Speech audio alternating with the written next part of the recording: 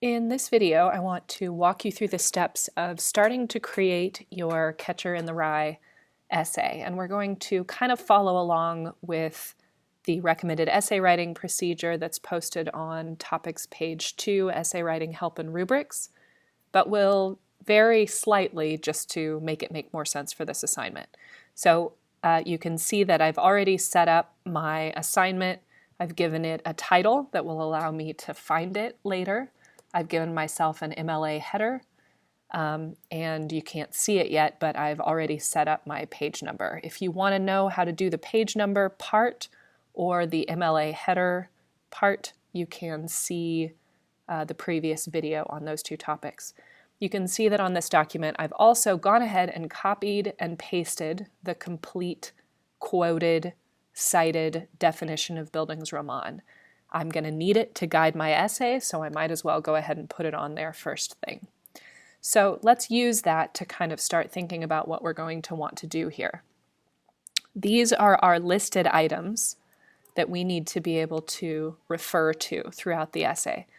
So I'm just going to copy and paste each of these as a list and start thinking about which of them I think fit the novel and which ones don't.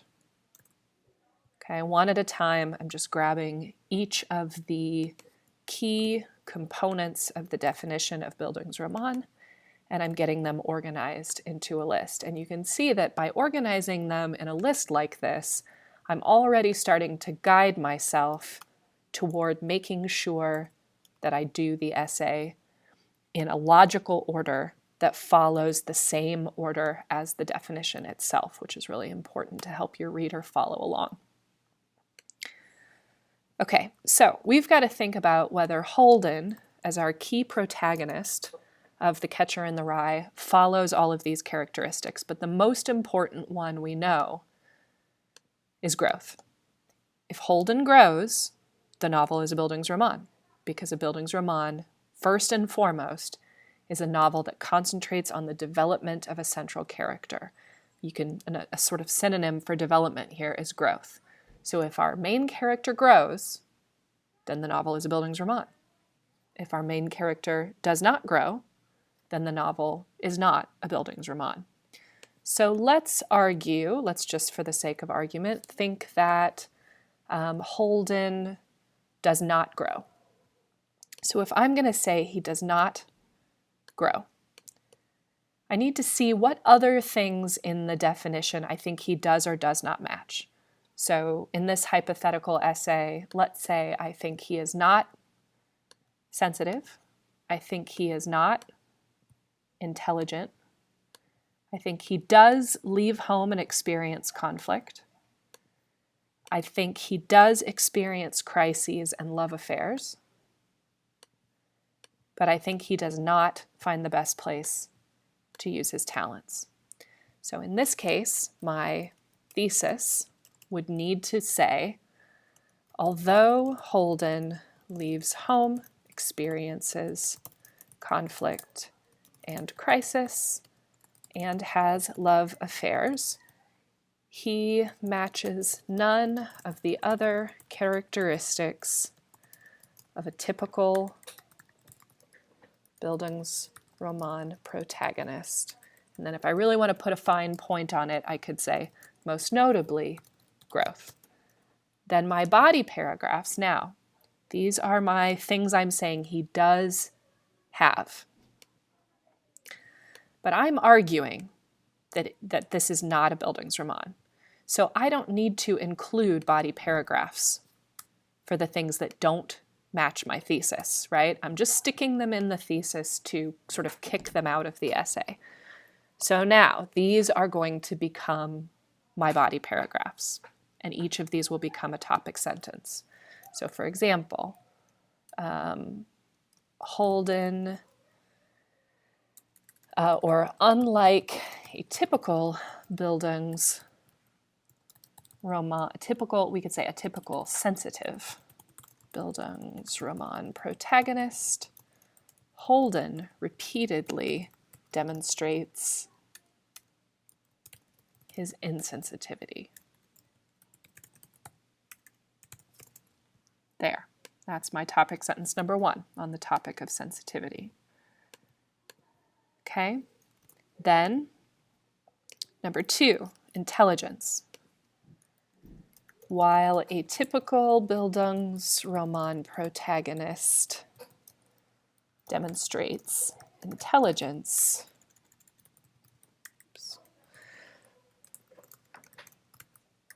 Holden flunks out of his 4th boarding school at the beginning of the novel. And then I could go on in that paragraph to talk about failing classes and that demonstrating his lack of intelligence. Okay? My next topic is growth. This is the most important. And I want to say that. Most importantly, a Bildungsroman protagonist must grow.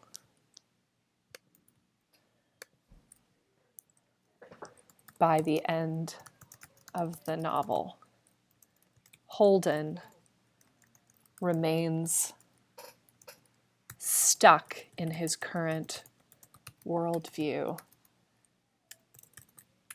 And then I can go on to talk about being in a mental institution and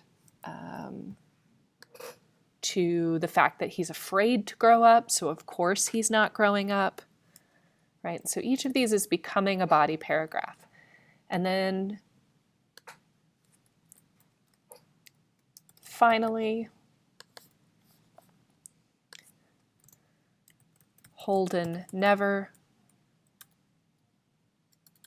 although Holden shows talent as a writer, he never finds place to make use of that talent, failing to meet the final criteria, typical Bildungsroman protagonist. Or maybe we could say failing to meet the final criteria of the definition of Bildungsroman. Boom. Okay, so now I've got basically an outline of my essay set up here. I know I'm going to have to include the definition. There it is. I've got my thesis statement written.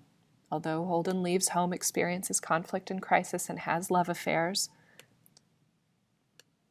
he matches none of the other characteristics of a typical Bildungsroman protagonist, most notably growth. Then my topic sentences. And my next step under each of these topic sentences will be to put my quotes, right? And I need a minimum of 2 under each of these. But why would I want to stick with the minimum, right? A well-proven thesis has ample evidence from the text, so I should be able to find plenty of quotes. If we're following the recommended essay writing procedure, though, before I start digging for quotes, I'm going to write my intro sentence. This is the sentence that comes at the very beginning of the essay, the one that first draws the reader into the essay, that introduces the text by title, by author, and by very brief plot synopsis. And you want this plot synopsis to be brief, but to be as jam-packed with detail as possible. So if you can name characters by first and last name, if you can indicate specific location, the setting, if you can point to themes while telling key events, then you have a successful intro sentence. So let me say that again. We need title, author, character, names, place, time period, key events, and important themes. Okay, that sounds like a lot to do in a sentence or two, but if you're being efficient, it's not that hard. So let's try to do that.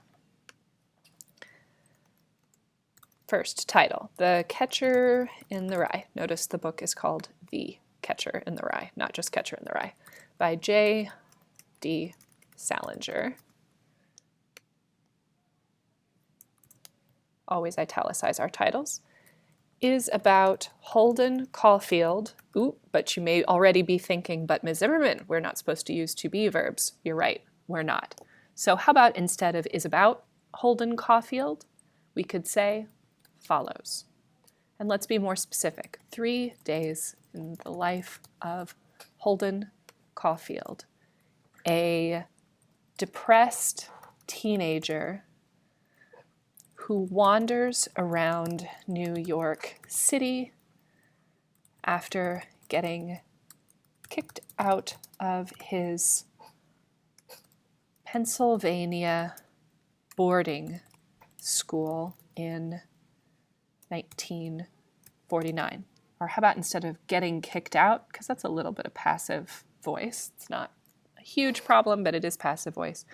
Out, we could say after flunking out of his Pennsylvania boarding school in 1949. All right, so in that first sentence, we got title, author, character by first and last name. We got the place, we got the time period.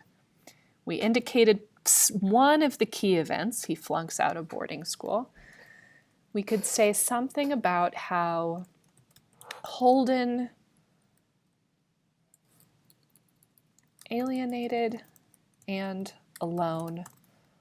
Holden struggles to find a safe place to go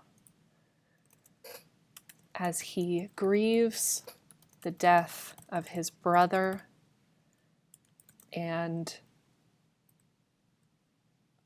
laments the inevitable loss of childhood innocence.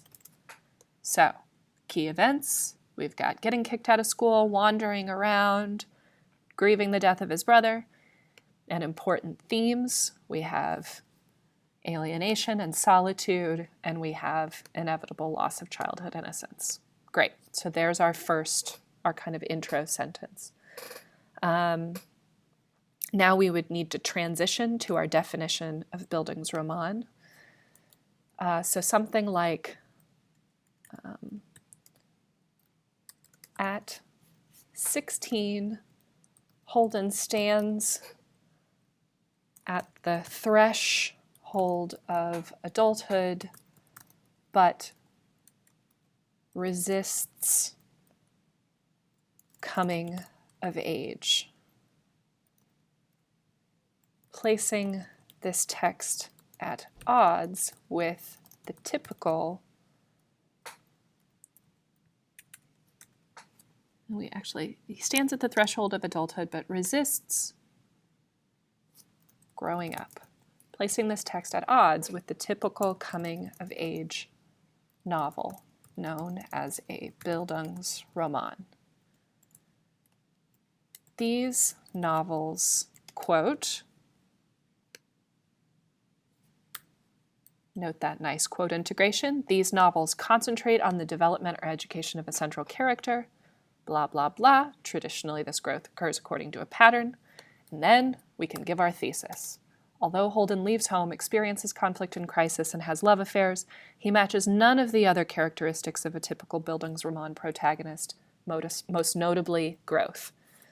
And if we want to really finish the thought and make absolutely sure we're being clear, we can say, therefore, The Catcher in the Rye is not a Bildungsroman. And yes, I used a to be verb. You're allowed a couple. This seems like a good moment to use one.